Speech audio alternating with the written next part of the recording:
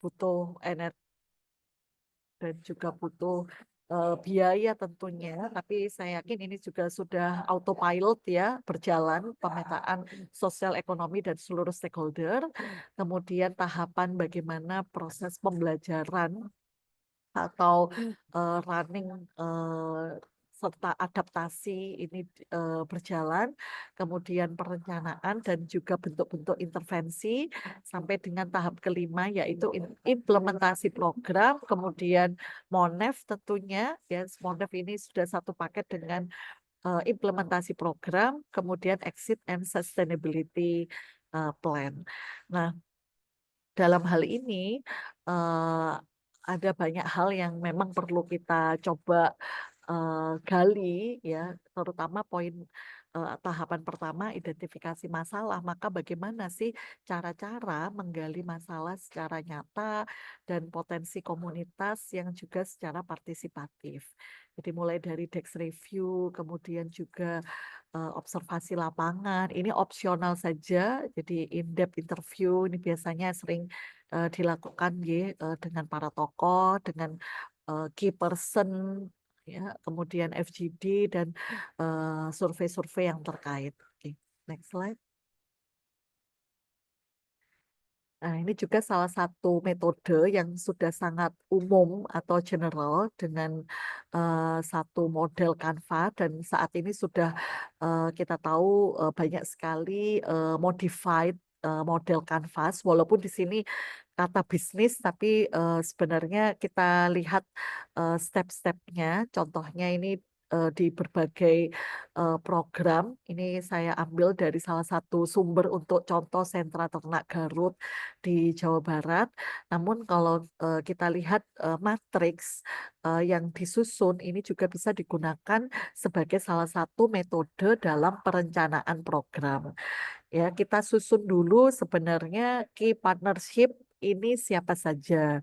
Kemudian key activity-nya apa saja. Kemudian value proposition-nya. Nah, dan ini semua dalam satu lini yaitu empowerment atau pemberdayaan. Kemudian customer relationship berarti stakeholder ya atau mitra yang terkait dan juga segmentasi. Nah, kalau kita kaitkan dengan dana sosial Islam atau pengelolaan AMIL dalam hal pemberdayaan, maka kita susun satu persatu ya, key partnership-nya adalah Lasnas itu sendiri dan unit-unit terkait, kemudian kelembagaan lokal, pemerintah lokal dan sebagainya. Kemudian untuk key activity ada main activity dan ada supporting activity. Nah, main activity ada empowerment dan seterusnya. Kemudian customer segment itu juga dari Purmas Mustahik dan seterusnya. Oke. Baik, next slide.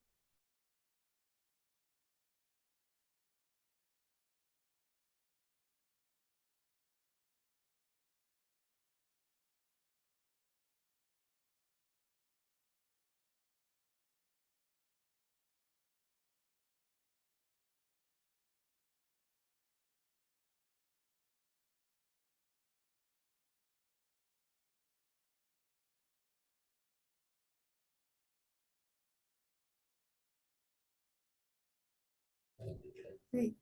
Rekan-rekan semua, mohon maaf karena koneksi Bu Tika terputus gitu ya. Insya Allah kita tunggu beliau beberapa saat lagi ya untuk melanjutkan materinya. Mungkin sembari itu gitu ya, karena ini materinya Masya Allah banget gitu, daging banget gitu, atau mungkin ada hal-hal yang masih bingung gitu untuk rekan-rekan semua, bisa disiapkan pertanyaannya gitu, karena setelah sesi Bu Tika nanti ada sesi tanya jawab gitu, langsung mungkin bisa ditujukan ke Pak Sigit atau untuk Bu Tika kayak gitu. Jadi biar nanti ketika menyusun gitu ya program inovasi pemberdayaannya udah nggak bingung lagi kayak gitu. Dan insya Allah nanti setelah Bu Tika, setelah tanya jawab, nanti ada penyampaian dari Pak Fakih Kodril Akbar gitu. Beliau akan menyampaikan terkait timeline gitu untuk inovasi pemberdayaan ini seperti itu. Jadi sebelum gitu ya, sebelum menyusun program inovasinya gitu, sebelum mencari ide, menggali data. Nah, ini mumpung ada dua pemateri yang Masya Allah sekali gitu, nanti bisa bertanya, berdiskusi langsung di akhir sesi gitu ya, di akhir sesinya Bu Tika.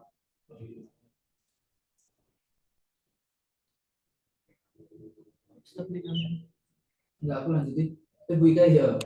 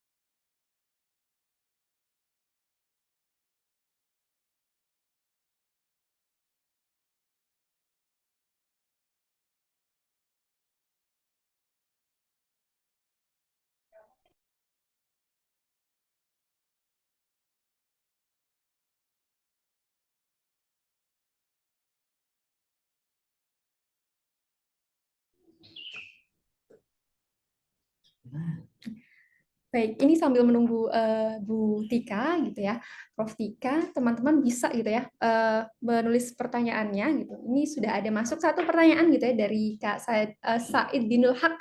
Tapi mohon izin kita tahan dulu ya jawabannya gitu. Jadi ada yang sudah bertanya untuk Pak Sigit. Boleh teman-teman yang ingin bertanya bisa dituliskan di kolom komentar atau nanti di akhir sesi yang ingin berdiskusi langsung juga bisa gitu. Jadi bisa dibuka-buka lagi catatannya gitu ya. Yang masih bingung tadi nanti bisa langsung didiskusikan seperti itu.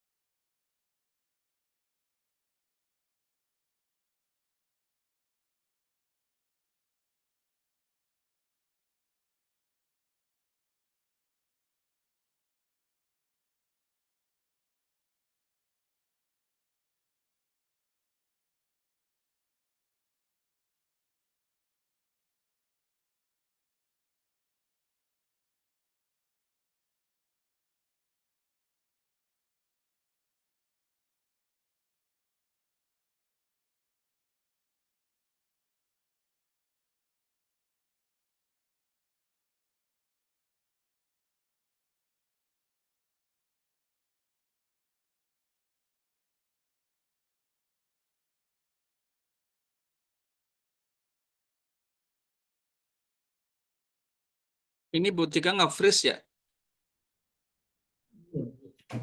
Betul Bapak, Bu Tika masih terkendala apa namanya internet dulu. Ini masih saya Oh ya. Buat teman-teman semua sambil nunggu Bu Tika ya biar nyambung. Tulis pertanyaan dulu aja di kolom chat ya. Biar cepet nanti Mbak. Nanti baik. kasihan kalau Bu Tika kepotong. Ditulis aja dulu pertanyaan-pertanyaannya. Terus jadi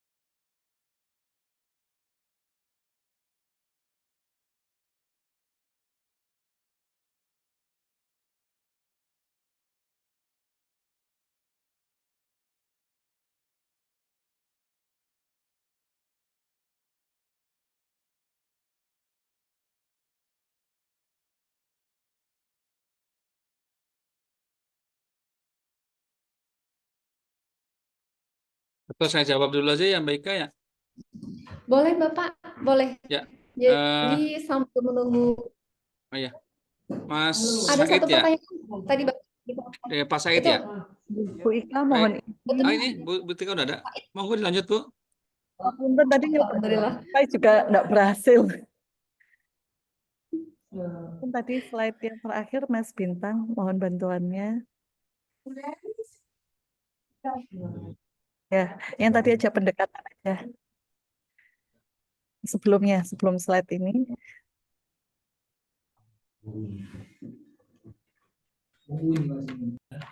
Sebelumnya lagi. Nah, yang itu tadi ya, yang tadi Mas. Nah, mohon izin Bapak Ibu sekalian, terakhir tadi saya menyampaikan salah satu metode karena memang metode ini sifatnya sangat dinamis, namun dalam setiap perencanaan atau perancangan program memang key partnership, key activity, dan seterusnya ini perlu kita identifikasi. Nah, tadi saya sampun membreakdown ya, seperti salah satu contohnya key activity, ini ada main activity dan supporting activity. Oke, next slide.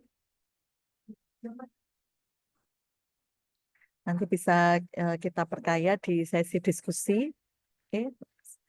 Dan juga ini beberapa contoh, ini sampai dengan yang terakhir, karena kita menginginkan adanya program pemberdayaan yang berdampak, sehingga ada beberapa pendekatan baru, pengembangan dari salah satu contohnya SROI, Social Return on Investment, yang dimodified atau dikembangkan, sehingga kita perlu juga mengidentifikasi impact dari business dan kemudian cost structure dan juga revenue strength. Oke, next slide. Dan ini adalah salah satu referensi yang bisa kita gunakan. Memang di sini pendekatannya adalah project yang melibatkan atau yang lebih banyak human resource yang terlibat gitu ya, atau kita sebut project human resource. Karena apa yang kita berdayakan ini adalah Mustahi, kemudian tentu sasarannya adalah transformasi Muzaki, maka bisa kita gunakan salah satu metode strategi resource leveling. Jadi di sini kita lihat project network ya, dari aktivitas satu ke aktivitas yang lain dengan simulasi beberapa pekerja atau tim yang ada, kemudian kita strukturisasi mulai dari manage project team, develop project team, kemudian acquire project team, kemudian sampai outputnya adalah estimate cost dan resiko yang teridentifikasi. Oke, next slide. Nah, ini adalah beberapa pendekatan pemberdayaan yang saya rasa sudah sangat umum ya, mulai dari input, output, outcome, dan impact. Dan ini saya berikan contoh-contohnya. Input contohnya apa, kemudian output atau bisa disebut keluaran langsung contohnya apa, kemudian outcome dan juga impact ya. Impact ini berarti bagaimana kita mengukur dampak jangka panjang dari setiap program, dan pendekatan ini harus lengkap ya, karena kita lihat banyak sekali yang hanya didasarkan sebatas pada output oriented, jadi bukan impact oriented, dan juga kerangka evaluasinya yang belum clear, belum ada kesepemahaman dari seluruh pengelola program yang ada. Next slide. Ini pendekatannya. Kemudian ini tadi yang saya sampaikan, ketika kita mengukur dampak, ada satu instrumen yang sangat umum kita kenal, yaitu SROI, Social Return on Investment. Namun dalam konteks keuangan sosial Islam, ini kami pun juga concern untuk memodify atau mendevelop instrumen maslahat impact dari setiap program yang ada. Kalau kita cermati di dalam instrumen ini sama tadi kalau tadi kita runut ada 7 tahap, sini ada 6 tahap mulai dari mengidentifikasi scope dan stakeholder, kemudian memetakan outcome, lalu memberikan nilai value pada setiap outcome-nya, kemudian menetapkan dampak, lalu juga reporting atau pelaporan. Oke, next slide. Nah, ini value map. Jadi di sini di instrumen ini juga mengukur bagaimana kemungkinan-kemungkinan yang terjadi selama running program atau selama program dijalankan. Istilah yang familiar atau sering kita dengar misalnya dead weight, kemudian displacement, lalu drop off, dan yang lain. Jadi di sini pun kita juga harus mengkalkulate dari awal program berjalan, ini contohnya year 1, year 2 sampai dengan tahun berjalan. Dan ada beberapa stage dan saya yakin kalau dari Excel-nya ini sudah jelas, ini tinggal input saja, tinggal mengisi saja sedetail mungkin dan juga terukur gitu. Oke, next slide. Nah, ini keberhasilan program pemberdayaan sudah banyak sekali instrumen yang kalau kita runut ya, indeks desa zakat, indeks kifayah, indeks lawan permutatan, indeks pendayagunaan zakat, sampai dengan indeks kesejahteraan Basnas. Jadi apa yang sudah ada, ini bisa salah satunya dimanfaatkan atau dipakai untuk menjadi suplemen ukuran-ukuran keberhasilan program pemberdayaan. Next slide.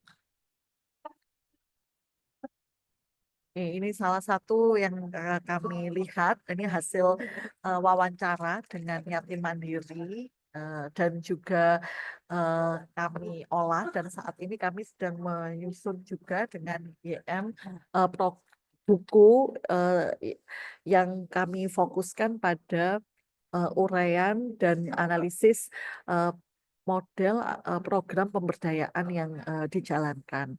Nah, di sini sudah tampak terintegrasi pemberdayaan yang dijalankan dan kita lihat mulai dari input, kemudian output dan outcome. Di sini ada tiga output dan outcome dan mungkin lebih dari 3 ya kalau kita lihat kesesuaiannya dengan kebutuhan di setiap wilayah gitu.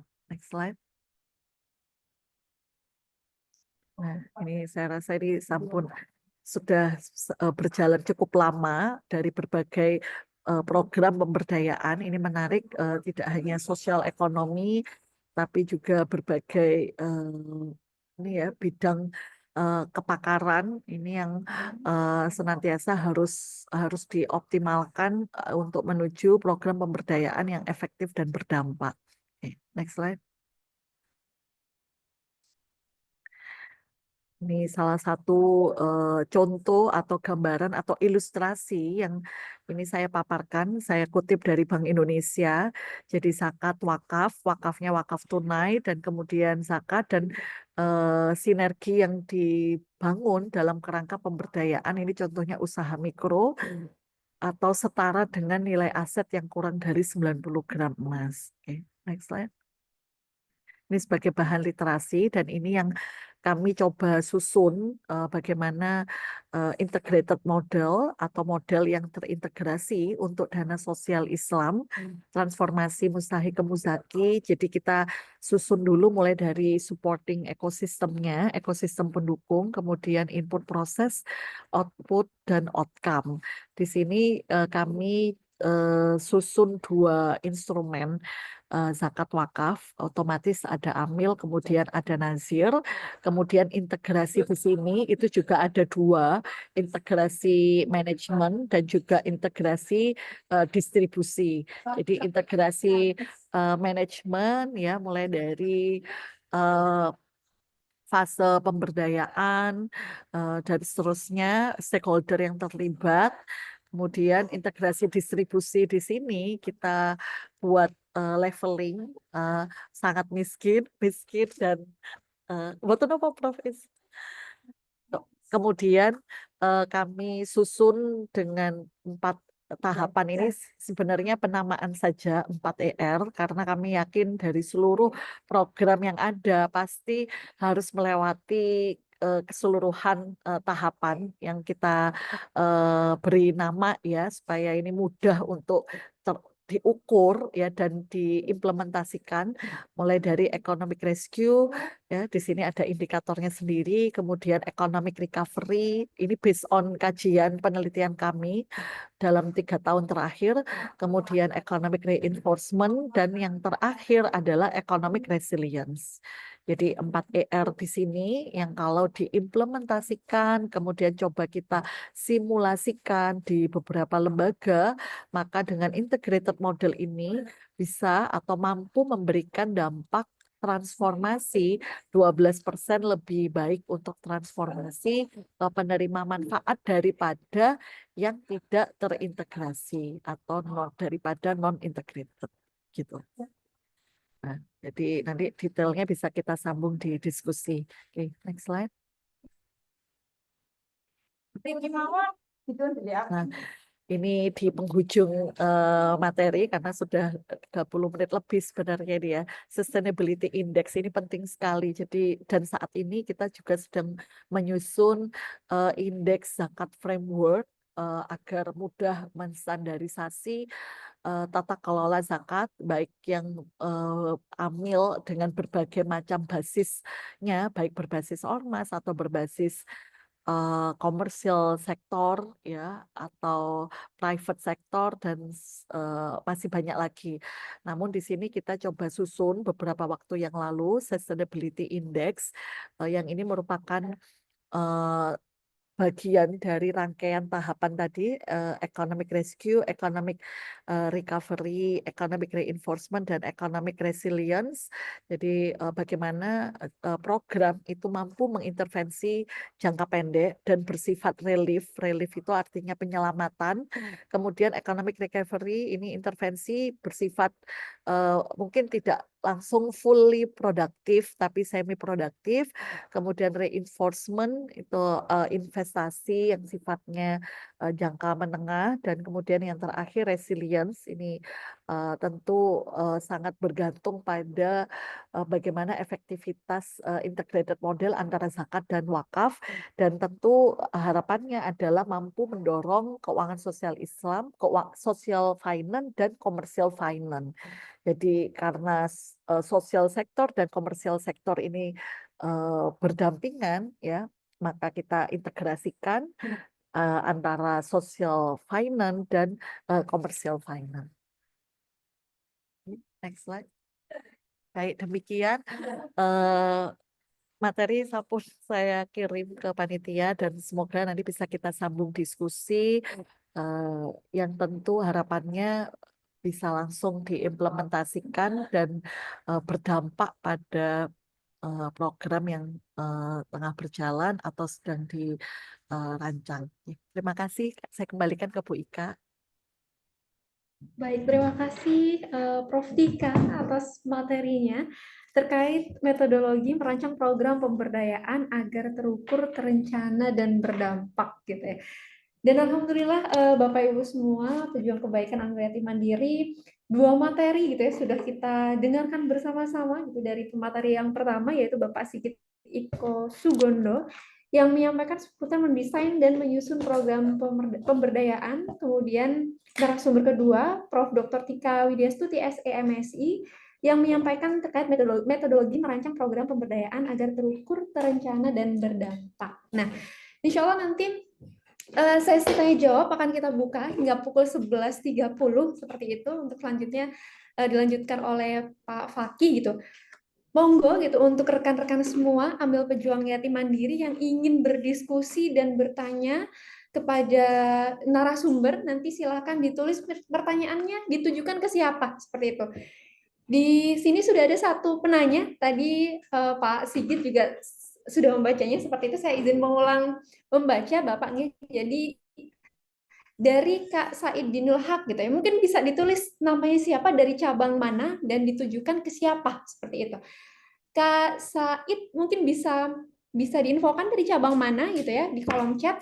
Jadi beliau bertanya kepada Pak Sigit untuk teknis mencari data di SID terkait potensi problem untuk melakukan pemberdayaan itu seperti apa, seperti itu. Monggo Pak Sigit. Baik, terima kasih Mas Said ya. Sebetulnya SID itu kalau teman-teman pengen buka itu sid.kemendesa.go.id. Itu sebetulnya data-data seluruh desa di Indonesia, dan itu juga nanti ada tentang indeks desa mandiri, kemudian juga ada SDGs desa ya. Jadi sebetulnya sekali lagi SID itu adalah sumber data sekunder sebetulnya. Nah, tadi kan dalam tahapan program tadi kan kita memerlukan social mapping. Nah, di dalam social mapping itu kan kita melakukan uji validasi data. Uji validasi data itu adalah tadi pertama kan telaah data sekunder. Nah, tadi di data sekunder itu salah satu sumber datanya adalah SID, Sistem Informasi Desa. Jadi sebelum ada SID Kemendesa ini, kita cukup sulit mencari data sekunder desa. Karena desa tidak semuanya mengupload dokumen di sumber-sumber yang valid ya. Apalagi desa-desa di pelosok gunung. Tapi dengan adanya SID Kemendesa, semua desa itu akan bisa mengisi, meskipun tidak semua desa mengisi karena beberapa keterbatasan, salah satunya adalah operator dan teknologi di desa tersebut.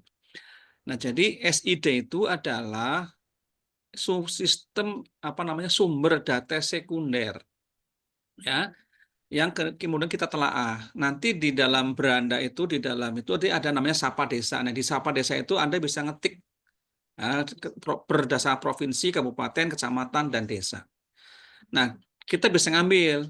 Tetapi saya katakan kadang-kadang kualitas data yang ada di SID pun harus kita verifikasi, itu validasi lagi. Maka berikutnya ya, sebetulnya data desa dari SID ini belum bisa menjadi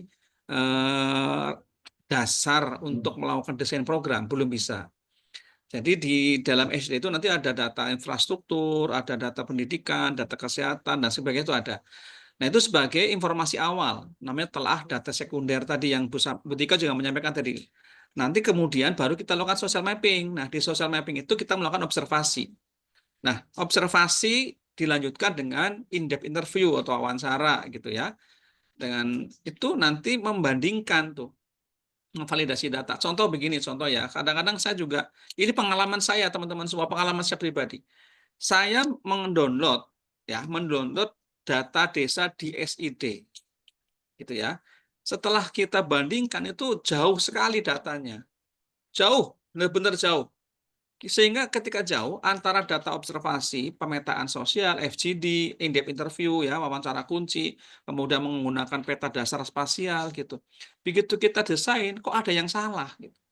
Nggak bisa kita melanjutkan desainnya karena data SID-nya salah.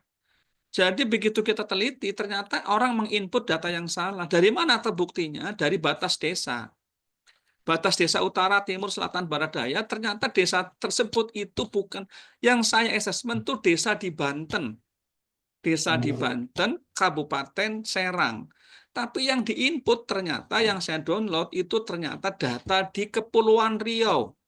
Coba Anda bisa bayangkan, jauh sekali. Jadi dalam assessment itu adanya lahan sawah. Tapi di dalam data desa adanya perkebunan sawit 2.000 hektar. Kan jauh sekali. Ternyata memang inputnya salah. Itu baru yang begitu. Jadi data SID itu kadang-kadang, saya juga pernah melakukan di Jawa Timur. Data SID-nya itu tidak relevan dengan data lapangan. Kenapa? Dia mengejar indeks IDM-nya tadi, teman-teman semua. Mengejar indeks IDM-nya tadi di IDM tuh, indeks desa membangun namanya. Nah, untuk itu kadang-kadang datanya nggak valid. Maka social mapping itu adalah salah satu kegiatan, tujuannya adalah memvalidasi data. Tapi itu sudah lumayan tuh SID itu untuk memberi gambaran tentang kondisi awal desa yang akan kita intervensi. Baru social mapping kita validasilah data itu. Jadi sekali lagi Mas Said, jadi kita belum bisa mendesain sebuah program pemberdayaan hanya berdasarkan data dari SID. SID atau Sistem Informasi Data Kemendes.go.id itu adalah data sekunder yang kita telaah, kemudian kita validasi melalui social mapping. Nah, dari social mapping itulah ketemu nanti apa problemnya, apa potensinya, nah begitu ketemu masalah, kita ranking, kita telaah lagi dengan namanya analisis masalah melalui metode problem tree analysis. Gitu. Nah, nanti kita selesaikan. Nah, tadi metode itu banyak ya teman-teman semua. Di SLA itu tidak mengenal namanya PTA di SLA, tapi ada namanya Framework Sustainable Livelihood. Ada. Tapi kemudian tadi ada lagi, tapi kalau di PRA, di RRA itu dikenal PTA. Nah, karena kalau SLA itu dimensinya adalah aset desa ya, aset. Tapi kalau PRA itu lebih dimensi pada sektoral, apa ekonomi, kesehatan lebih mudah. Tapi ada lagi tadi menggunakan mikro bisnis, itu kita menggunakan metode bisnis model kanvas, boleh saja gitu.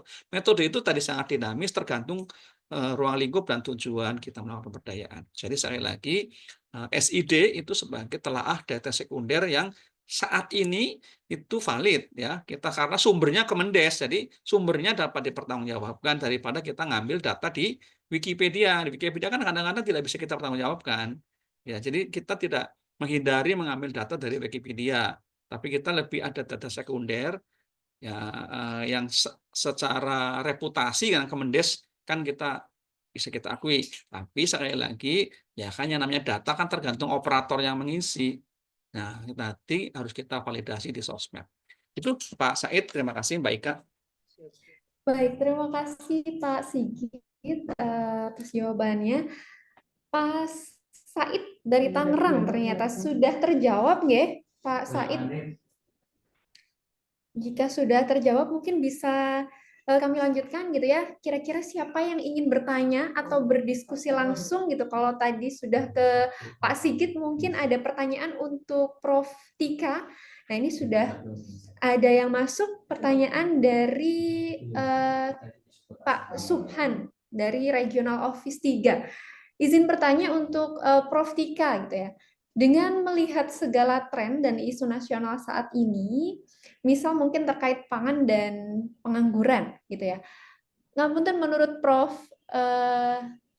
Tika gitu ya dan Pak Sigit gitu, apakah yang bisa kami angkat saat ini sesuai peran kita sebagai Lasnas dan bisa efektif menyasar mitra atau calon CSR seperti itu. Jadi ini untuk dua pemateri ya, untuk Pak Sigit dan Prof. Tika seperti itu. Mungkin Pak Sigit terlebih dahulu atau Prof. Tika dulu? Prof. Tika dulu. Baik. Mohon izin Pak Sigit ini dengan bintang asisten Prof. Tika. Oh iya. Sekarang Prof. Tika sedang di toilet. Jadi mungkin Oke. dari Pak Sigit terlebih dahulu ya Pak Sigit.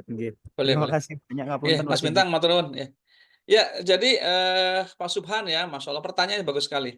Ada dua isu hari ini, yaitu terkait dengan ketahanan pangan dan angkatan kerja. Ya, dua-duanya itu sangat krusial di sosial ekonomi. Tadi kan kita bahas di awal di materi saya, itu ada namanya dalam salah satu pertimbangan dalam menyusun program adalah merespon isu global.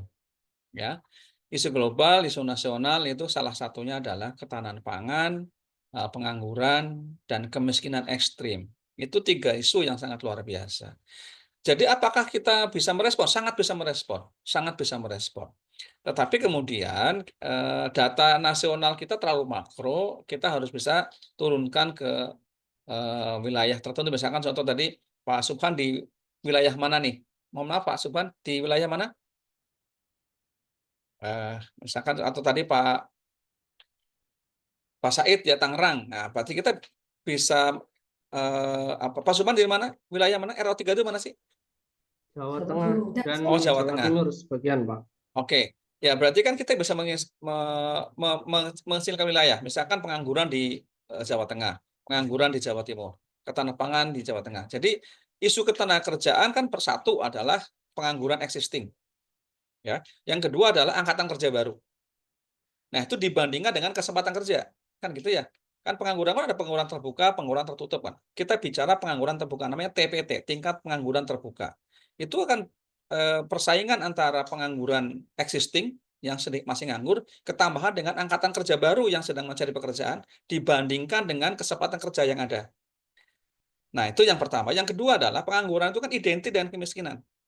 Mungkin di negara maju tidak semua orang nganggur itu bisa miskin, karena bisa saja asetnya yang bekerja. Orangnya sih nganggur, tapi asetnya dia bisa bekerja. Ya, entah aset uang, finansial, atau aset fisik, atau aset sumber daya alam. Itu bisa saja. Dia nganggur, tetapi dia bisa melakukan produktivitas dari aset yang lain. Tetapi di Indonesia, identiknya kalau orang nganggur, minim aset, minim finansial, itu identik antara nganggur sama dengan miskin. Artinya bahwa ada keterkaitan antara orang nganggur dengan yang miskin. Jadi sangat baik. Pertanyaannya adalah bagaimana isu angkatan kerja ini yang tadi bertemu dengan pengangguran existing ditambah dengan korban PHK yang berbanding dengan kesempatan kerja formal yang tersedia. Nah, itu bisa dimasukin itu. Yang kedua, begini teman-teman semuanya. Kalau misalkan kita berbanding ngomongin tentang CSR, ya. Orang CSR itu serba salah. Ketika investasi bertemu dengan masyarakat umum, itu dianggapnya adalah ada tuntutan bahwa misalkan investasi dibuka, misalkan contoh membuka lapangan pekerjaan, membuka pabrik di kawasan industri batang, gitu ya. Pasti ada tuntutan mempekerjakan pekerja lokal. Ya, pertanyaannya adalah ada satu gap. Ya, investasi meminta ada tenaga kerja terampil. Tapi bisa jadi tenaga kerja lokal itu belum siap untuk bisa memasuki dunia industri tersebut. Sehingga mau tidak mau dia membuka kesempatan. Nah, isu yang kedua itu ada satu perspektif yang sedikit tidak pas, ya, tidak ketemu. Ya, yang dimaksud tenaga kerja lokal orang desa, misalkan contoh nih, ada satu perkebunan atau pabrik ada di desa Sidorejo misalkan gitu ya, kecamatan A. Yang dimaksud tenaga kerja lokal adalah tenaga dari desa tersebut. Tapi menurut investasi, tenaga kerja lokal itu adalah satu kabupaten. Jadi bisa saja dari kecamatan yang ujungnya lebih pinggir ke sana. Dianggapnya dalam pelaporan itu tenaga kerja lokal. Sementara orang desa itu menuntut tenaga kerja lokal masuk. Nah, pertanyaan adalah apakah kualitas pekerja lokal itu memenuhi syarat untuk menjadi masuk dalam dunia industri tersebut. Itu bicara formal. Disinilah muncul, Pak. Muncul yang namanya pungli-pungli dari ormas tempat. Ya, tuntutan-tuntutan dan segala macam. Itu kalau bicara tentang kesempatan kerja formal.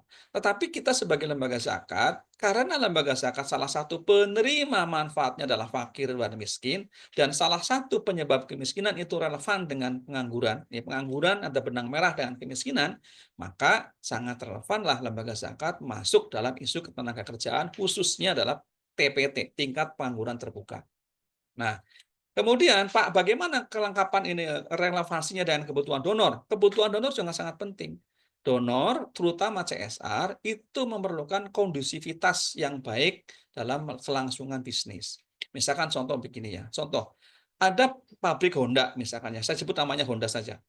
Kemudian dia mengkaryakan atau dalam maksud membuka pelatihan perbengkelan, ya, di sekitar pabrik. Itu kalau salah dalam mensosialisasikan, dianggapnya adalah begitu lulus pasti diterima di pabrik Honda. Padahal kan tidak seperti itu. Yang dimaksud oleh pabrik Honda atau Suzuki atau Kawasaki melakukan pelatihan perbengkelan otomotif ringan itu adalah agar memberi kesempatan kepada angkatan kerja baru, ya, untuk di sektor informal, dalam hal ini keterampilan perbengkelan di mana pertumbuhan otomotif sepeda motor itu tinggi. Jadi kalau sosialisasinya salah, diasumsikan kalau dilatih oleh Honda pasti masuk ke pabrik Honda, AHM gitu ya. Itu menjadi salah satu kendala. Tapi apakah ini mungkin? Ini sangat mungkin. Sangat mungkin. Artinya bahwa isu ketenagakerjaan sangat relevan dengan kondusivitas usaha investasi. Maka baik sekali. Yang kedua, isu pangan. Pangan itu sangat luar biasa. Jadi pertumbuhan penduduk tidak seimbang dengan produksi pangan. Artinya bahwa pertumbuhan penduduk yang makin bertambah, tentu ya, terutama di Jawa, 150 juta orang dari 300 juta penduduk adanya di Pulau Jawa. Nah, itu penduduk kan pasti memerlukan lahan pemukiman. Lahan pemukiman pasti terjadi konversi lahan pertanian. Nah, lahan pertanian berkaitan dengan produksi pangan. Kalau produksi pangan menurun, Nah, daya beli masyarakat menurun, ya kelaparan. Artinya bahwa isu kelaparan, isu pangan sangat berkaitan dengan daya beli penduduk miskin. Ini berkaitan juga dengan zakat.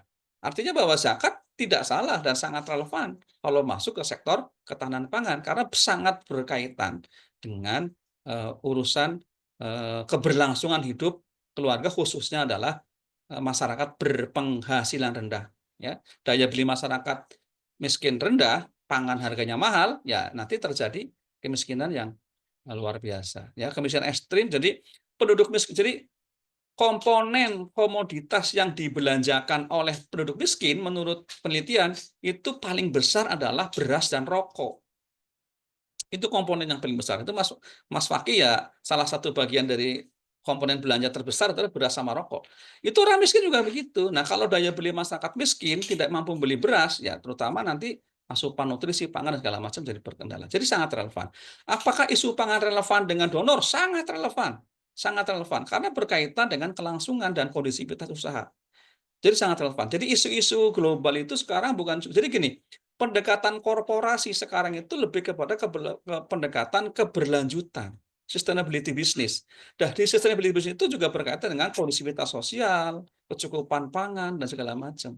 Jadi sekarang isunya bisnis itu tidak pure ngomongin profit, tapi ngomong tentang sustainability business, keberlanjutan. Nah, keberlanjutan itu pasti berkaitan dengan kondusivitas sosial.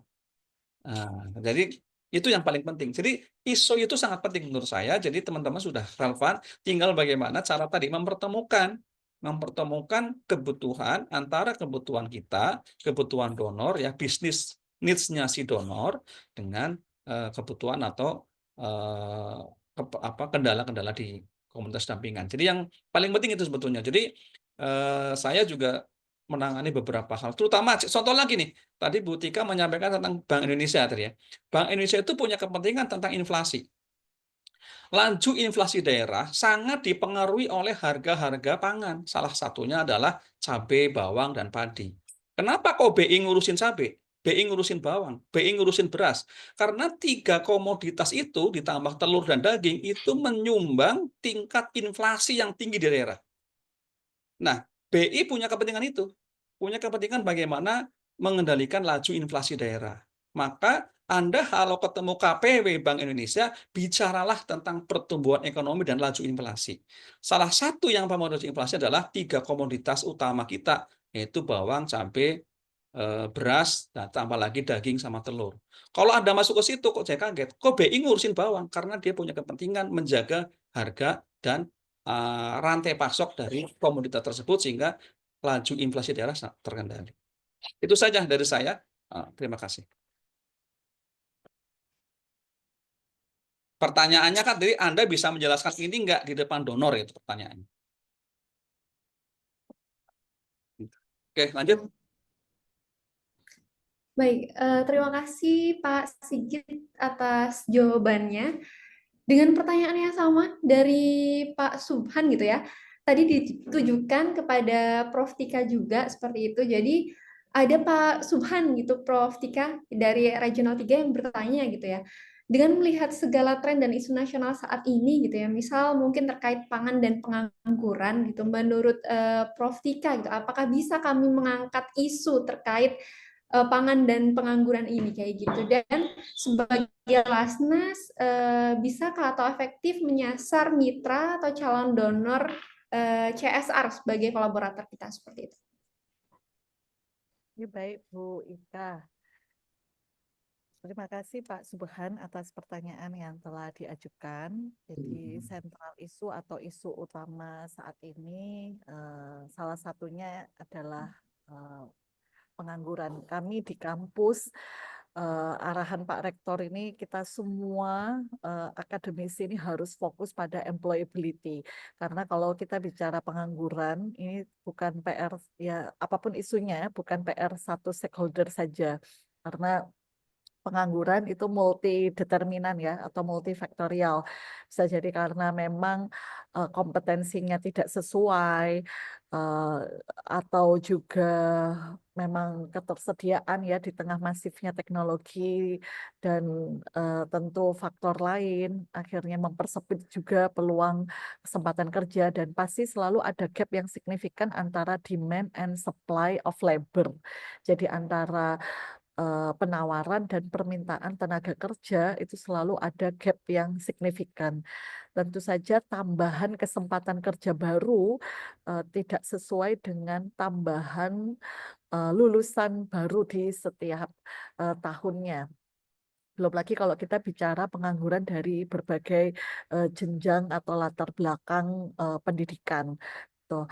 Nah, apa yang kemudian nanti bisa dioptimalkan dari keberadaan Amil, saya rasa kita bisa membuat satu pilot project secara cepat gitu ya, eh, kolaboratif, heksahelik. Jadi tidak hanya Amil, kemudian institusi pendidikan. Jadi saya tidak hanya tentu tidak hanya kampus atau pendidikan tinggi, tapi seluruh institusi pendidikan, kemudian pemerintah, kemudian juga private sector, kemudian juga tentu pihak luar ya. Karena di sini kita bicara tidak hanya untuk lokal, nasional, dan global. Nah, saya rasa hal yang penting untuk diprioritaskan atau difokuskan, ekosistemnya harus kuat. Nah, saya melihat yang memiliki power dalam hal ini itu salah satunya adalah government atau pemerintah. Uh, Mulai dari awal, mulai dari human resource, Amil harus dilibatkan. Jadi sasarannya adalah pemberdayaan dengan model seperti apa. Nah ini kita harus kolaborasi, tidak hanya sekedar user atas tenaga kerja, tapi sejak awal gitu. Kalau kami misalnya yang bisa dijadikan contoh vokasi begitu. Jadi kami melibatkan mitra, baik mitra Amil atau mitra industri atau mitra pelaku bisnis atau pelaku usaha, tidak ketika eh, lulusan, tapi justru ketika input ya, ketika kami menerima mahasiswa itu sudah kami kolaborasikan dengan mitra. Nah, hal ini tentu untuk membentuk kompetensi yang sesuai atau kompetensi yang dibutuhkan atau bahasa lainnya adalah link and match. Jadi hal-hal seperti ini yang nanti perlu diperkuat bagaimana jejaring mitra yang efektif tentunya dalam mengatasi pengangguran. Kemudian untuk pangan, nah pangan ini karena menjadi program prioritas nasional, sehingga saya yakin eh, berbagai institusi pendidikan itu juga concern pada kajian atau studi pangan. Namun sayangnya sebagian kurang implementatif sehingga harus link and match juga dengan isu pangan dan tentu masalah-masalah yang kecil-kecil itu harus diselesaikan ya karena kita lihat masih ada mafia atau rantai pasok yang tidak ideal baik di sektor pertanian, perkebunan, kemudian juga peternakan karena kalau kita bicara pangan kan keseluruhan tidak hanya pertanian saja, tapi juga perkebunan dan sebagainya. Nah, ini yang nanti kita harus juga paham, kita harus mampu mengidentifikasi kebutuhan dari donor. Nah, karena donor pasti punya interest atau pasti punya kepentingan. Kepentingan untuk bisnisnya sustain, usahanya sustain, maka akan sangat bergantung pada society atau masyarakat, juga sangat bergantung pada sektor tertentu ya, di mana Amil memiliki social capital, human capital ya, yang cukup signifikan dalam pemberdayaan di sektor pangan. Jadi intinya kata kuncinya sederhana sebenarnya, tapi dalam implementasinya memang perlu dibuat ini ya roadmap yang detail, yang jelas dan berkelanjutan, dan tidak ada satupun stakeholder yang tertinggal atau terlewat karena persoalan employability, unemployment, kemudian juga persoalan pangan. eh, saya rasa sangat heterogen atau sangat beragam ya kasuistik-kasuistik di lapangan. Begitu Bu Ika. Mohon maaf tadi sempat close kamera karena diminta ganti kostum lagi tadi. Setelah toga kemudian batiknya. Matur nuwun. Masih di mute Bu Ika. Baik, terima kasih Bu Tika atas jawabannya seperti itu, dan sudah terjawab nih Pak Subhan gitu ya dari Regional Office 3. Bapak Ibu, masih ada 2 pertanyaan lagi dari Pak Rizal Kevin dari Ponorogo ini ya, dan Kak Rizky Arif Kurnia. Tapi mohon maaf gitu ya, karena keterbatasan waktu, mohon izin gitu ya untuk pertanyaan ini. Insya Allah akan kita diskusikan setelah sesi ini. Jadi setelah sesi ini masih ada sesinya Pak Fakih gitu ya, yang akan menyampaikan gitu ya terkait timeline inovasi pemberdayaan dan apa sih sebenarnya inovasi pemberdayaan itu sendiri kayak gitu. Nah, nanti setelah ini gitu ya, jika masih ada waktu nanti bisa dijawab pertanyaan 2 pertanyaan ini. Kalaupun kita terbatas oleh waktu, mohon maaf gitu ya. Insya Allah dari tim pemberdayaan kami memfasilitasi grup WhatsApp. Jadi nanti pertanyaannya silakan ditanyakan. Nanti insya Allah kami akan menyambungkan dengan pemateri pada hari ini seperti itu. Baik, selanjutnya mungkin langsung saya serahkan kepada Pak Fakih Qadiril Akbar untuk menyampaikan materi terkait timeline daripada pemberdayaan. Selesaikan pertanyaan dengan Pak Sigit. Baik. Namun sebelum itu di sini ada video gitu ya, untuk memberi semangat gitu untuk rekan-rekan semua dari Pak Sandiaga Uno.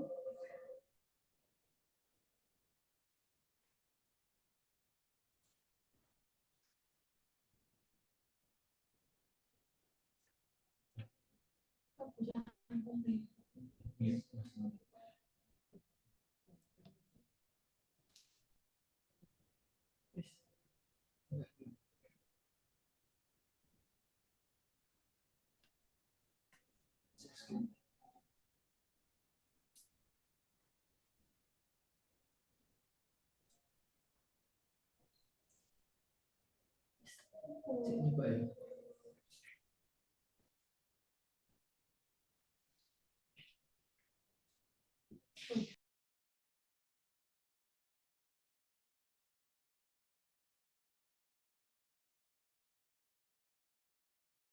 Hijau. Yuk ikuti event ini, jadilah agent of change. Bismillahirrahmanirrahim. Assalamualaikum warahmatullahi wabarakatuh. Saya Sandiaga Salahuddin turut mendukung event inovasi pemberdayaan 2025 yang diselenggarakan oleh Lasnas Yatim Mandiri, mengusung tema yang menarik yaitu Desa Cerdas Berkelanjutan menuju Indonesia Digital 2025 dengan ketahanan ekonomi hijau. Yuk ikuti event ini, jadilah agent of change. Bersama-sama berinovasi dan berkolaborasi, hadirkan program pemberdayaan yang berdampak dan berkelanjutan untuk membangun negeri.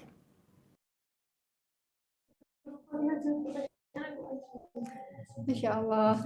Baik, selanjutnya Bapak Ibu, tadi sudah diberi semangat langsung oleh Pak Sandi, sudah mendengarkan materi yang sangat luar biasa dari Pak Sigit dan Prof. Tika gitu ya. Kayaknya sudah siap ya, ya teman-teman untuk membuat program inovasi gitu ya, merancang program inovasi untuk yatim mandiri dan masyarakat luas kayak gitu, tentunya untuk negara kita tercinta Indonesia. Baik, selanjutnya saya serahkan ke Bapak Pemberdayaan Yatim Mandiri ya, Bapak Fakih Qadiril Akbar. Silakan Bapak.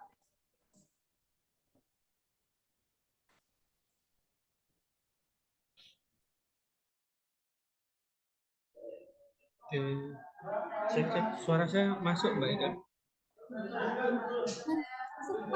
Jelas. Oke, terima kasih. Mungkin mohon maaf menyela Pak Sigit, Prof. Tika waktunya. Ini kami sedikit ingin menyampaikan ya terkait program event inovasi pemberdayaan. Yang pertama sebelumnya bahwa ini nanti event inovasi pemberdayaan ini kami ya, saya dan tim pemberdayaan Mas Effendi sama Mas Davi dan juga tim Korkom ya, Corporate Communication, Mbak Grace dan Mbak Ika dan tim, ada Mbak Dila, Mas Miftah ya, Mas Irfanul Irfan. Ini nanti yang akan menjadi PIC ya di event ini. Jadi nanti ke depan mulai bulan Juli ya sampai pada tahapan puncak Grand Final Inovasi Pemberdayaan nanti akan sering bersinggungan sama teman-teman semuanya. Jadi nanti secara pemberdayaannya, karena ini pemberdayaan, tapi secara eventnya nanti Korkom ya, dari divisi Korkom, Mbak Grace dan tim yang akan lebih menghandle gimana eventnya nanti. Nah, ini terkait inovasi pemberdayaan, kami pertama ingin mengulas ya hasil dari Grand Final inovasi pemberdayaan tahun 2023. Jadi memang kenapa kok 2024 nggak ada? Memang kita mengadakan event ini 2 tahun. Dalam rangka apa? Bahwa event ini tidak hanya sekedar gimmick, hanya berjalan menjadi event terus. Tapi event ini dikasih jeda 2 tahun, 1 tahun, memang benar-benar program yang sudah dilaksanakan pada event yang sebelumnya berjalan, ada ukurannya, ada portofolionya, sehingga di berikutnya program event ini ada peningkatan, baik terutama dari dampak dari event ini. Nah ini salah satu ya Grand Final kemarin juara keempat ya, urutan keempat ya, Saidah Sembada ya namanya programnya, yaitu pengelolaan bank sampah yang ada di Ngaglik ya kalau nggak salah, Ngaglik Sleman. Alhamdulillah ini sudah jalan ya, bukan hanya sudah jalan ya, cuma memang kemarin kami minta untuk memberikan hasil ukurannya memang belum ya.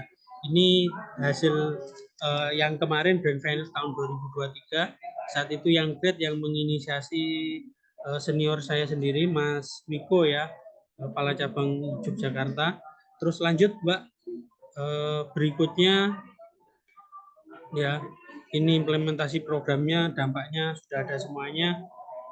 Berikutnya ada program ya ini wisata kampung mandiri Sidoarjo.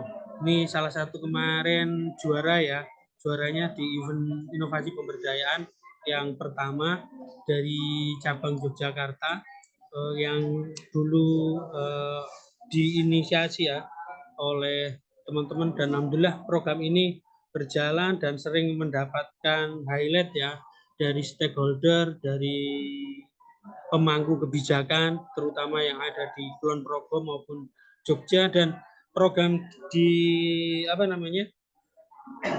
ini wisata kampung mandiri sebagian di awal-awal juga sudah beberapa ya mendapatkan pendanaan dari CSR, walaupun berikutnya memang ada beberapa kita mencoba ya untuk meng-create sesuatu yang akhirnya memang membutuhkan proses ya untuk kita memportofoliokan dan kita sampaikan kepada CSR. Dan ini memang beberapa yang paling banyak ya, selain kemarin juga dengan BI ada beberapa bank-bank lain ya, CSR lain juga yang sebelumnya memang sudah komit ya dengan program wisata kampung mandiri Sidoarjo. Oke, lanjut. Ini termasuk tadi pertanyaannya dari penanya ya, dari Mas Arif ya,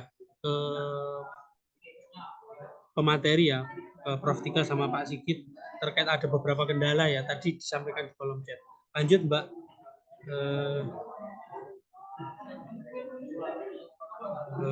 Yang berikutnya pemberdayaan ini ya, pesisir mandiri ya, rumput laut di Mateko, Kecamatan Gantaran, Kabupaten Bulukumba, Sulawesi Selatan. ini yang juara kedua ya. Programnya jalan dan mendapatkan salah satu program kita yang di luar pulau ya, yang termasuk ini portofolio program pemberdayaan yatim mandiri yang di luar Pulau Jawa yang ada di ujung di Bulukumba. Tapi sebelumnya pernah disampaikan ya, memang programnya bagus, cuma kadang memang belum terjual ya programnya. Tapi sebenarnya sudah ada deal ya dengan beberapa CSR, tapi memang ya itu tadi ya, menemukan titik temu ya antara pelaksanaan program dengan gimana dengan CSR-nya. Dan ini sudah jalan ya program yang ada di Mateko ya. Selanjutnya Mbak. Oke. Sebelum masuk ke ini ya, terkait inovasi pemberdayaan batch 2 ini. Jadi awal tadi muncul video singkat ya dari Pak Sandiaga Uno, dan Pak Sandiaga Uno di event inovasi pemberdayaan tahun 2025 ini beliau mendukung penuh. Sebelumnya di 2023 beliau mendukung dengan memfasilitasi di tempat ya di Kemenparekraf, saat itu beliau jadi menterinya, tapi beliau berhalangan hadir. Nah, di tahun 2025 ini kita sudah audiensi dengan beliau ya, Pak Sandi. Beliau yang akan menjadi key figure dari event inovasi pemberdayaan ini, karena beliau salah satu tokoh ya yang memang aktif di program pengembangan ekonomi anak muda dan juga di sektor desa. Jadi kita angkat menjadi key figure. Jadi nanti yang finalis insya Allah bisa kesempatan ya ada meet and greet yang mungkin rencananya nanti dengan Pak Sandiaga Uno di event grand final seperti itu. Oke, lanjut Mbak.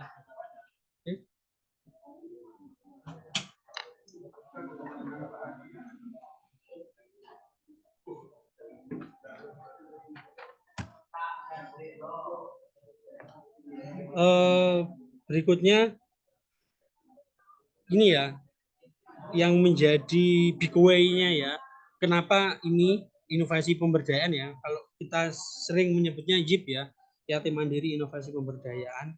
Kita mulai lagi di tahun 2025 ini setelah 2 tahun yang lalu event di tahun 2023 ya. Kalau memang teman-teman ya di cabang ya ingin lebih bisa mendesain, membuat, merancang program yang lebih berdampak, terus berpartisipasi di dalam program yang dicanangkan oleh pemerintah lokal maupun nasional, terus program pemberdayaannya bisa lebih aplikatif dan lebih praktis lagi, dan ikut serta di dalam mendukung, mengupayakan ya meningkatkan potensi lokal daerah, ya ini insya Allah event inovasi pemberdayaan ini sebagai sarananya. Dan memang di 2023 itu yatim mandiri menjadi titik balik ya. Yatim mandiri ini memang lebih banyak effortnya di pemberdayaan, karena ya event YIP tahun 2023 itu memang memberikan sejenis open ya, membuka minded ya, open minded bagi stakeholder di yatim mandiri untuk lebih kita fokus ya pada program pemberdayaan dalam rangka program pengentasan kemiskinan yang selama bertahun-tahun yatim mandiri masih fokus pada satu bidang, yang hari ini kita ingin lebih meluaskan bahwa sebagai lembaga amil zakat nasional yang dituntut bahwa dana zakat itu harus produktif dan ikut serta di dalam pengentasan kemiskinan. Oke, lanjut Mbak Grace. Oke, ini ya kolaborasi yang sudah ada, yang terjalin, dan beberapa yang tadi kita sampaikan ya, Jogja ya yang sering banyak sering diendorse oleh pemerintah daerah, bahkan kalau ngomong itu sudah 2 kali dikunjungi pejabat provinsi ya, dari Paku Alaman maupun GKR Bendoro. Ya, Putri Sri Sultan sudah 2 kali kalau ngomong ke Kampung Mandiri, bahkan beliau sendiri yang mengendorse program wisatanya dan diapresiasi. Dan yang terakhir ya, yang barusan bulan Mei kemarin dengan ini ya, siapa? Gusti Ayu ya, kalau nggak salah ya, istri Paku Alaman ya, istri wakil gubernur DIY. Oke, lanjut Mbak. Oke, lah ini tema kita ya, tema dari event inovasi pemberdayaan tahun 2025, Desa Cerdas Berkelanjutan menuju Indonesia Digital 2045 dengan ketahanan ekonomi hijau. Nah, ini yang akan menjadi tema di event inovasi pemberdayaan tahun ini. Lanjut, Mbak. Oke. Ini tema YIP-nya ya. Kenapa kita ngambil ini? Karena satu tadi ya, Pak Sigit sudah menyampaikan di materi awal terkait isu global ya. Hari ini pemerintah fokusnya penguatan di desa ya. Penguatan desa dan sering ya, ini makanya kita ngomong temanya terkait desa hijau. Lanjut, Mbak. Nah, kenapa materinya ngambil ini ya? Ini dasar-dasar ini juga hasil kita diskusi ya. Banyak kalau kami ya di tim pemberdayaan sering mendapat insight dari Pak Sigit ya ini terkait desa itu harus seperti apa, desa harus seperti apa. Bahkan beliau sendiri Pak Sigit yang membuat laboratorium pemberdayaan ya di ujung pelosok ujung selatan ya di Sukabumi, dan itu makanya kita sering mengangkat tema hari ini. Kenapa harus hari ini desa? Karena kalau kita kalau ngomong krisis keuangan, oke lah kita bisa menghadapi. Tapi kalau ngomong krisis pangan, nah ini belum tentu. Kalau nggak punya uang nggak bisa makan, nah ini. Lah kalau ngomong ketahanan pangan dan lain sebagainya, desa adalah sebagai titik awal dari ketahanan pangan itu sendiri. Lanjut. Oke. Nah, ini hal-hal yang melatar belakangi dari tema teknologi tema ini ya, desa dan digitalisasi. Bukan berarti mengkotakan desa, bukan, tapi gimana caranya desa tetap menjadi seperti desa pada umumnya. Desa itu sebagai aset bangsa, aset negara, tapi dia juga tidak boleh timpang ya. Akhirnya yang terjadi adalah urbanisasi dan lain sebagainya. Itu maka desa memang harus update ya dari digitalisasi dan lain sebagainya. Terus lanjut. Ya ini strategi desa cerdas ya, ini mungkin menjadi keyword dari teman-teman semua di dalam merancang ide program pemberdayaannya. Yang jelas ide program pemberdayaannya kalau kita ngomong desa bukan berarti kelurahan di kota tidak masuk ya. Tapi kalau kita ngomong kelurahan di kota nanti juga termasuk ini. Ya. Oke, lanjut. Ini ya. Contoh desa cerdas ekonomi hijau lah. Yang satu ini kalau kita contohnya bukan berarti desa itu hijau, tapi hijau itu artinya hijau pohon ya. Ini salah satu contoh kita ngambil di internet ya. Ada desa di Bantul, satunya sendiri adalah desa di Gunung Kidul yang dekat dengan lokasi pemberdayaan. Oke, lanjut. Nah, nanti instrumen penilaiannya dari event ini seperti ini ya. Ada konsep program, skema pelibatan masyarakat, periode pelaksanaan, lokasi, terus peran. Nah ini karena kita kalau ngomong tadi disampaikan ya bahwa jangan pakai persepsi kita, tapi harus persepsi masyarakat, persepsi pendonor dan lain sebagainya. Maka kolaborasi dari berbagai macam hal ini yang akan menjadi bagian dari nilai. Terus segmentasi pasar atau pemasaran, dan berikutnya adalah efisiensi anggaran. Lanjut, Mbak. Oke, nanti di tahap 1 ada penjurian online ya, sama kayak tahun kemarin. Secara online itu semua cabang sama, insya Allah nanti template-nya ada semuanya. Yang jelas nanti dari pemberdayaan sama Pak Sigit yang akan menjadi judges di penjurian ini, yang mungkin selama 2-3 hari ya, Mbak Ika ya, kemarin 2-3 hari ya kalau nggak salah tahun kemarin ya, menjuri 50 ide ya gagasan. Oke, lanjut. Oke, di grand final lanjut dulu ya.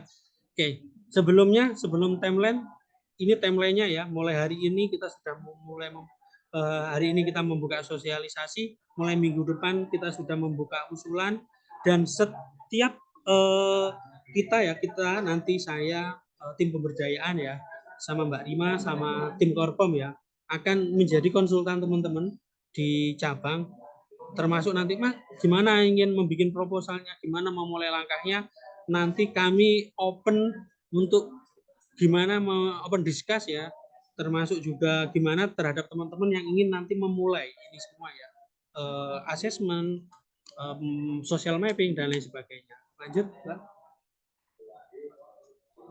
Oke, ini beberapa link. Satu lagi hal yang perlu kami sampaikan bahwa grand final event inovasi pemberdayaan itu nanti dilaksanakan insya Allah tanggal 5 November tahun 2025 di Auditorium Kementerian Perdagangan Republik Indonesia, dan insya Allah kita tim event yang digawangi sama Mbak Grace dan teman-teman bisa mendesain sedemikian rupa programnya.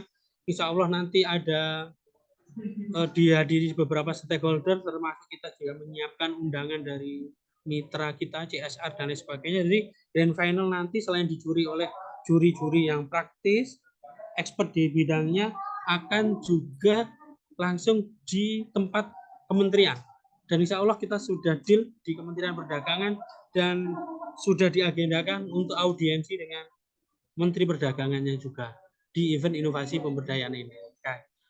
Luar biasa kan ya event inovasi pemberdayaan tahun ini, insya Allah nggak kalah luar biasa tahun 2023, sama juga di Jakarta eventnya.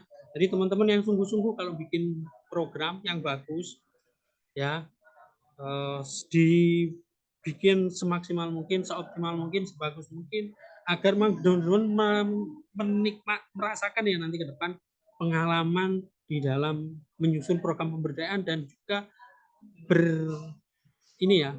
bisa berjejaring dengan banyak hal.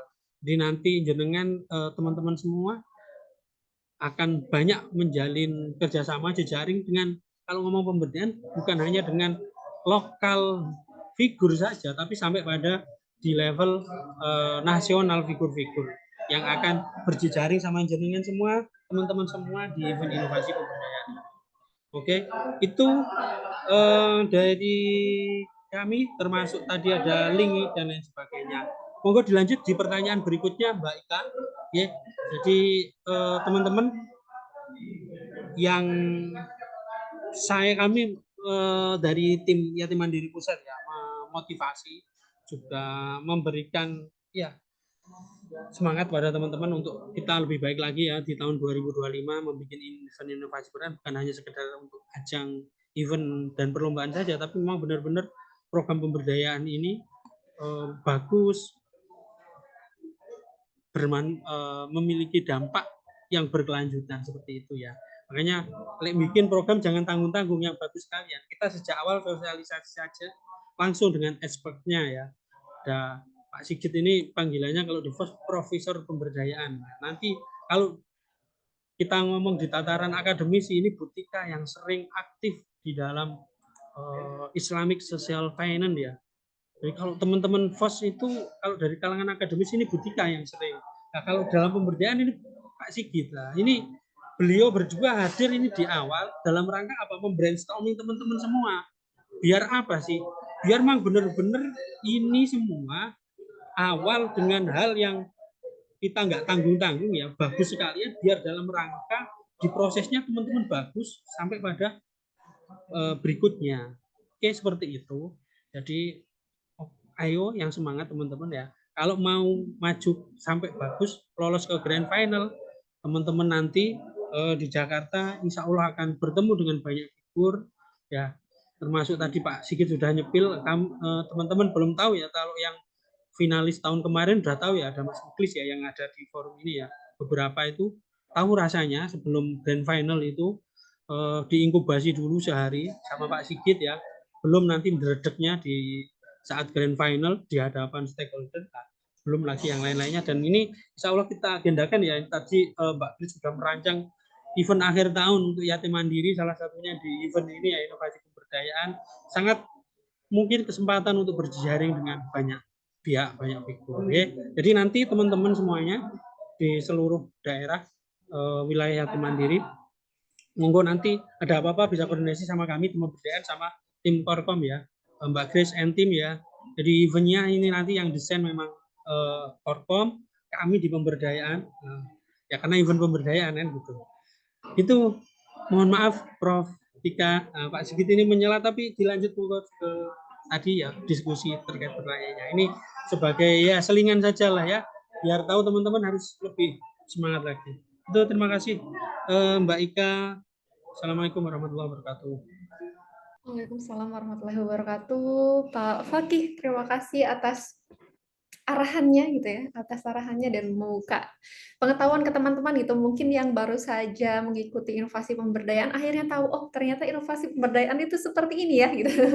Termasuk juga tadi sudah disampaikan juga instrumen penilaiannya, dewan jurinya siapa, juga timeline-nya juga sudah dikirimkan oleh Pak Fakih gitu ya, disampaikan oleh beliau. Jadi nanti slide-nya juga akan dikirimkan, berikut slide-nya Salindia dari Pak Sigit dan Bu Tika, nanti insya Allah akan dikirimkan di grup kayak gitu. Jadi setelah ini, nanti dari rekan-rekan pemberdayaan akan membuat grup khusus gitu ya, untuk delegasi Bapak Ibu yang dari cabang gitu ya, yang ingin yang menjadikan delegasi inovasi pemberdayaan, nanti silakan untuk masuk di grup tersebut. Nanti semua informasi terkait inovasi pemberdayaan, berikut timeline dan lain sebagainya nanti akan kami share di grup itu, seperti itu.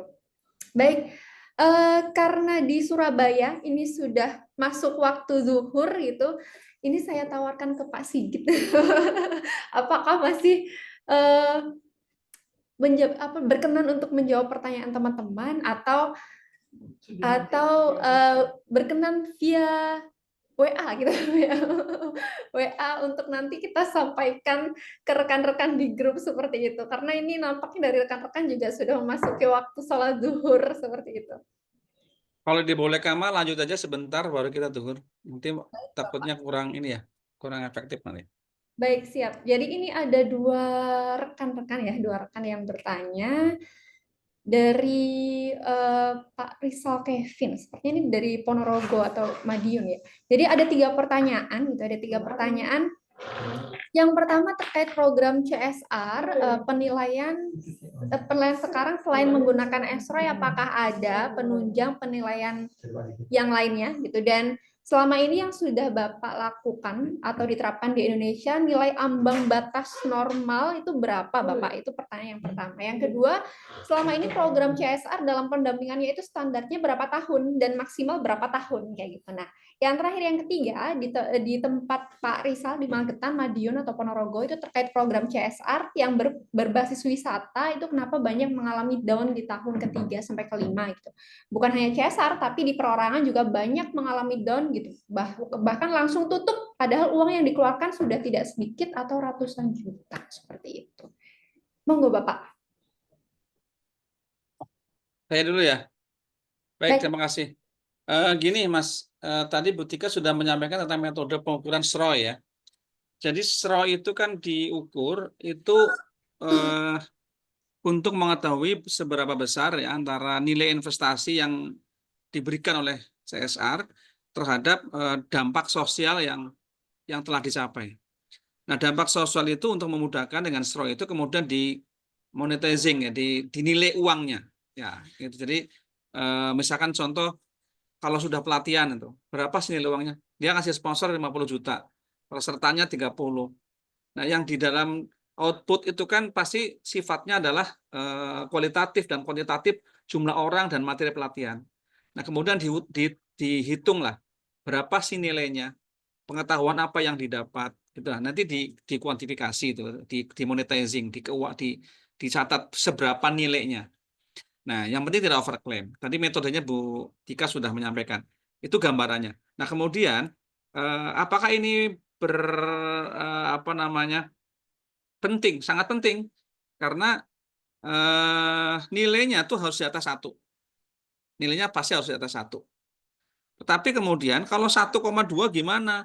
Kalau ROI, return on investment, dihitung dari uang, kalau kita ngomong uang bisnis, ya 1,2 itu 20% untungnya. Tapi kalau sosial, karena itu sifatnya memonetizing, kayaknya kok kalau 20% kurang. Mungkin harusnya di atas 2 lah. Itu ya hitungannya.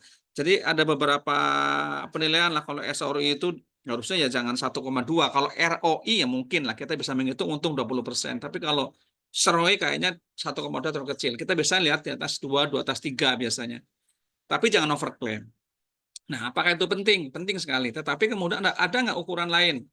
Ukuran lain kalau mengukur dampak sih banyak. Ya, tadi mengukur tingkat pendapatan. Itu untuk mengukur tentang perubahan kuantitatif atau kualitatif. Tetapi yang dimaksud SROI adalah mengukur dana yang diinvestasikan melalui program itu berapa pengembaliannya dalam bentuk perubahan sosial. Itu yang dicatat.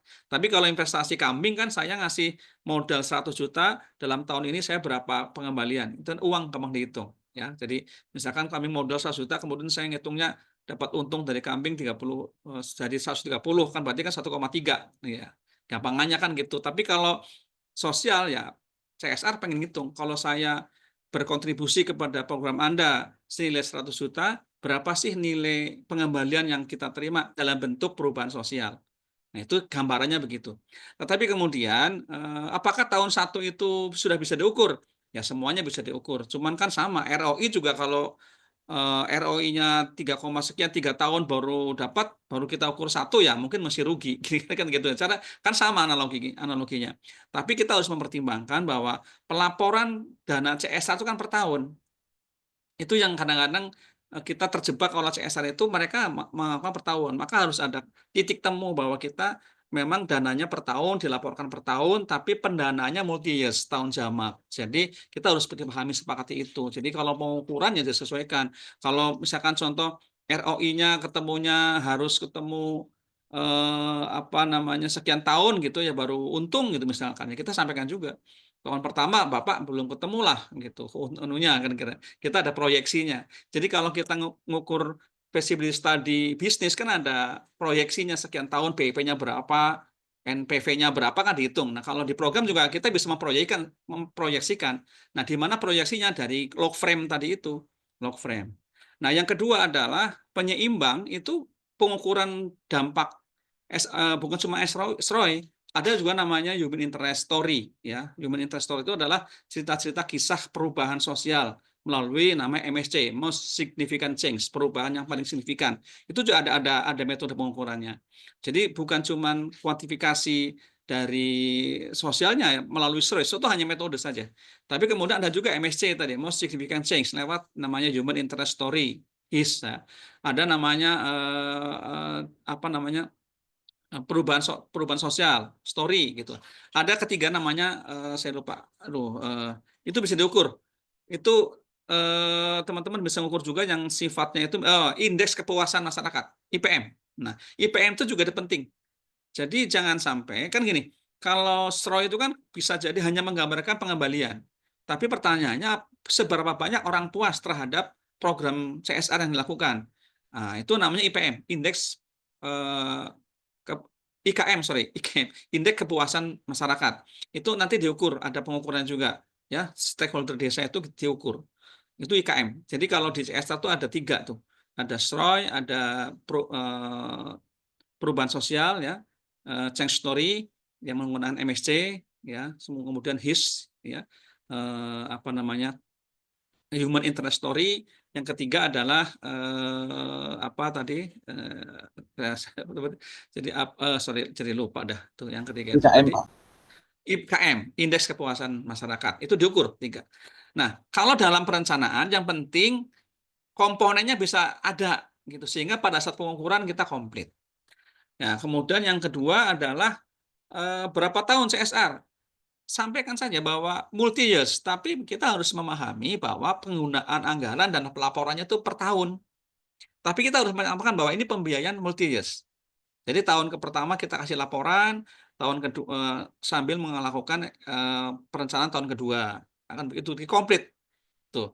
Kemudian wisata kenapa? Wisata kan terkait berbagai macam variabel ya, terkait dengan daya beli masyarakat. Di puncak itu walaupun ekonomi susah juga macet melulu tuh. Nah, jadi terkait daya beli masyarakat, terkait dengan destinasinya, pengelolaan destinasi, terkait dengan sarana di lapangan. Ya pokoknya kalau urusan wisata itu pasti ada variabel lain. Kalau di Drasal ada 7 sampai 13 komponen yang mempengaruhi tingkat apa namanya, ketertarikan wisata. Ya, di dalam itu ada destinasi, ada sarana prasarana, ada aksesibilitas. Di Bogor itu banyak wisata tutup karena terlalu banyak parkiran. Itu banyak sekali. Terlalu banyak pungutan parkiran. Itu juga mempengaruhi. Jadi banyak variabelnya. Kemudian, apakah wisata masih mendorong CSR? Sangat mungkin. Yang penting adalah bagi CSR itu memenuhi bisnis needs-nya, yaitu adalah eksistensi stability bisnis. Yang kedua, CSR itu kadang-kadang perlu artefak. Perlu artefak. Di BI Banten itu ada namanya sangat meriah sekali. Itu namanya rumah kopi. Rumah kopi di Banten ada tuh, di Pandeglang. Itu adanya di Gunung Karang. Jadi pemberdayaan masyarakat tentang petani kopi di Gunung Karang itu kan intangible, tidak nampak gitu. Padahal itu penting. Tapi kadang-kadang si CSR itu butuh yang tangible, yang artefak tadi. Cuman kadang-kadang kita terlalu fokus di artefak gitu. Yang tangible-nya itu tadi, sehingga tidak didukung oleh perubahan sosial yang intangible, yang tidak tampak. Nah, ada satu tadi sesuai dengan tadi tema kita bahwa desa yang menjadi pusat pertumbuhan ekonomi, ini BI melakukan satu pendekatan, ini jadi rantai pasok gitu. Jadi dari hulunya dibina, ya dari produksi segala macam, masuk lagi ke rumah produksi kopi dan masuk kepada kafe kafe kopi. Itu di Banten, di Pandeglang, di Gunung Karang. Jadi kadang-kadang korporat itu butuh artefak, butuh simbolis. Tapi jangan fokus pada simbolisnya tok gitu, karena kalau hanya sekedar bikin kedai kafe kopi gampang.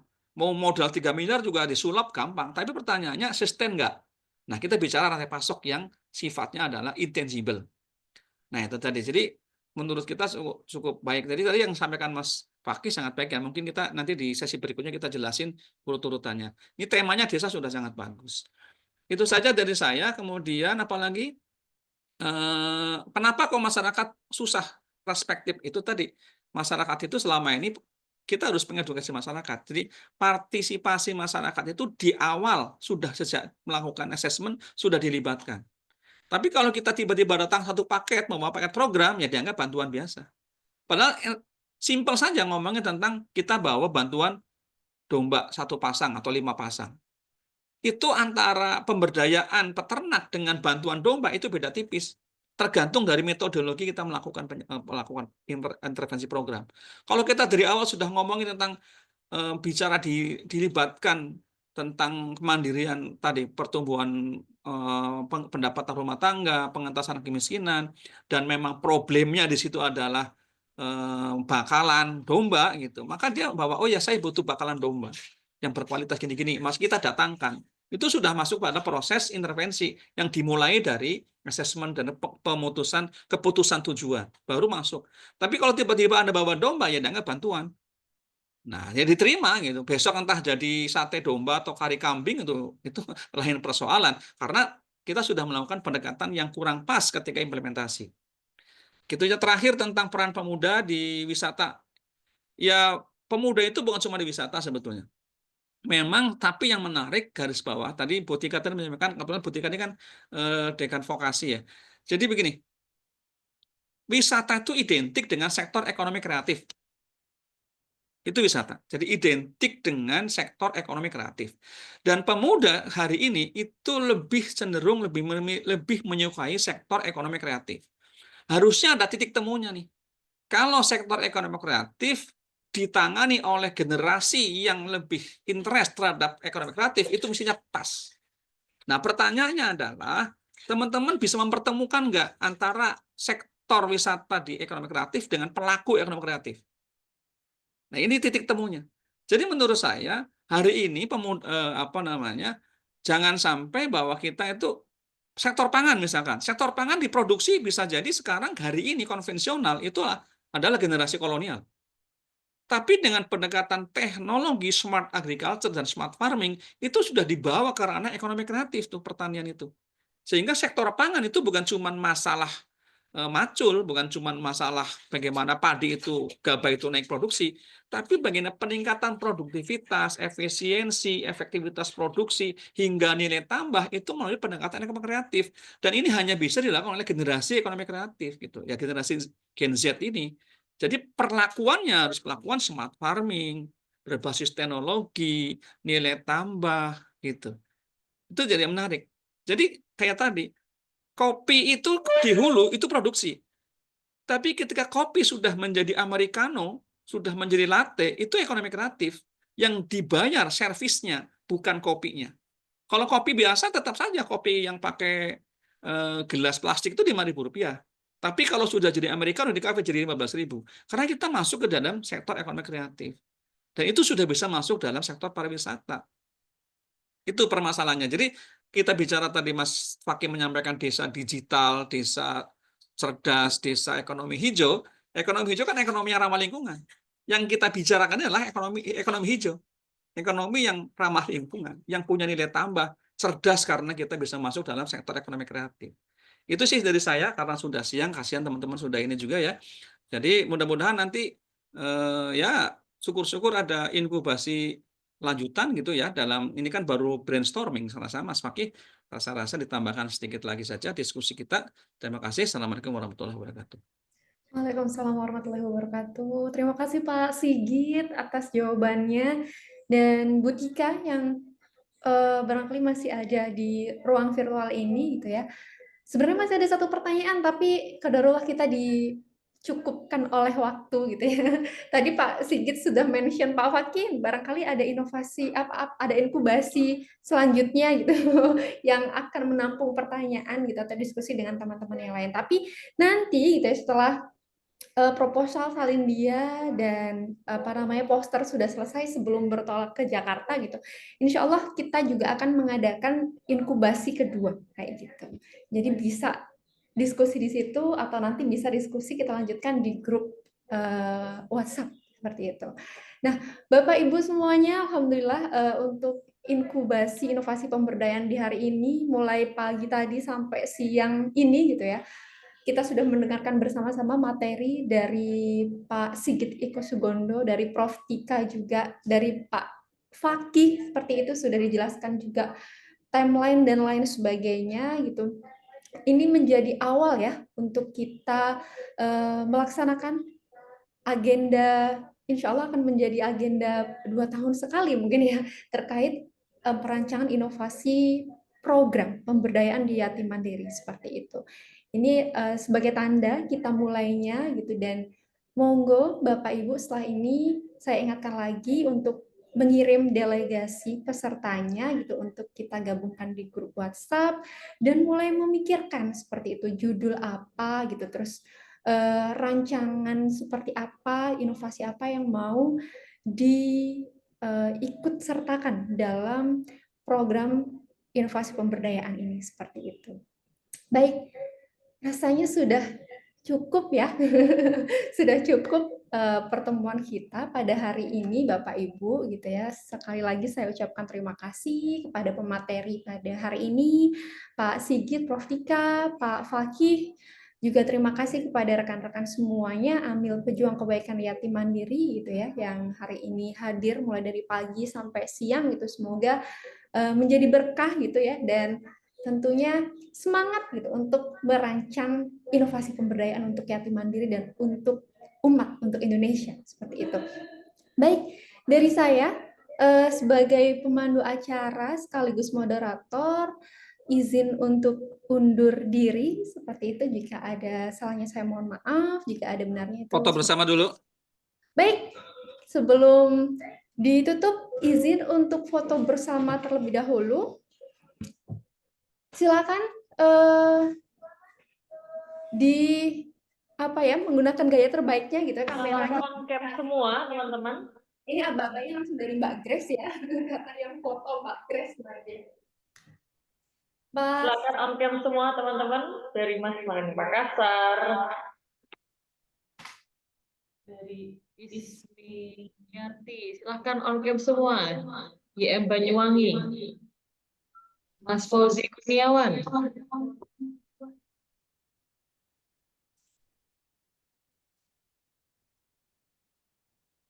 Ya, saya Aba-aba, silakan senyum, senyuman terbaik. 3, 2, 1.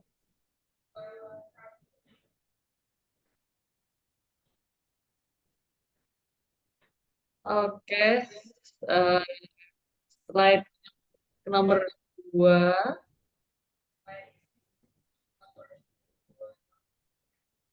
Boleh on cam semua? Itu ada siapa aja? Mbak Mayang, Mbak Rima, program Malang. 3, 2, 1.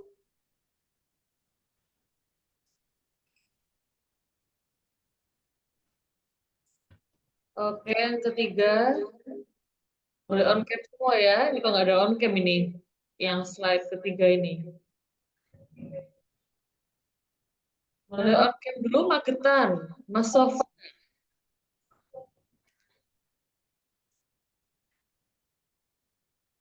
Oke, 3, 2, 1.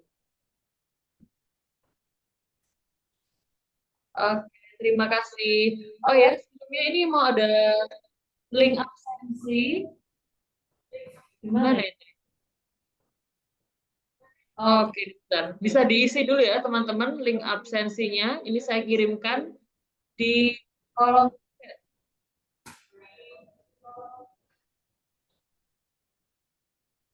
Oke. Bisa teman-teman nanti diisi link absensinya. Dan kita masih punya waktu beberapa hari ya untuk teman-teman dari cabang memutuskan siapa nih yang akan mewakili cabangnya untuk mengikuti inovasi pemberdayaan. Dan nanti akan kami share linknya untuk link pengajuan judul, yang dimana nanti dalam link pengajuan judul tersebut ada nama dan juga nomor perwakilan dari cabang masing-masing untuk kami gabungkan di grup diskusi. Jadi setiap cabang tidak harus dari kepala cabangnya atau staf programnya yang mewakili cabang tersebut untuk mengikuti inovasi pemberdayaan. Jadi boleh dari rekan, fasilitator, ataupun ya, mau KCP sendiri juga boleh, atau dari SP-nya sendiri juga boleh. Jadi nggak terpaku gitu ya, harus wajib SP-nya. Tapi kalau misalnya, Mas Kanang nih, ada fasilitator yang bagus, boleh diikutkan. Gitu. Jadi nanti kita akan ada grup, jadi nanti semua teman-teman bisa diskusi di situ ya, seperti disampaikan Pak Fakih tadi. Mau tanya judul, mau tanya apapun, kita boleh di situ, kita open discuss. Di situ. Baik, dari saya, Mbak Ika. Turun Mbak Grace gitu ya. Baik Bapak Ibu, tadi saya juga sudah izin untuk pamit undur diri ya. Sekali lagi terima kasih untuk pemateri hari ini. Terima kasih juga untuk rekan-rekan yang bergabung, itu sehat-sehat semua gitu ya. Dan mari kita cukupkan acara pada hari ini gitu ya dengan membaca doa kafaratul majelis dan hamdalah bersama-sama. Alhamdulillahirabbil alamin. Subhanakallahumma wa astaghfiruka wa atubu ilaik. Ya, terima kasih rekan-rekan semuanya. Dari saya sekian. Akhirnya, wassalamualaikum warahmatullahi wabarakatuh. Waalaikumsalam warahmatullahi wabarakatuh. Matutun, Pak Sigit. Oke, menterapun semuanya Terima ya. kasih, Pak Sigit. Sukses terus. Nah, nanti harus diperkuat untuk di asesmennya dulu. Apalagi desa nih, keren kalau desa ya. Terima kasih, saya izin. Assalamualaikum warahmatullahi wabarakatuh.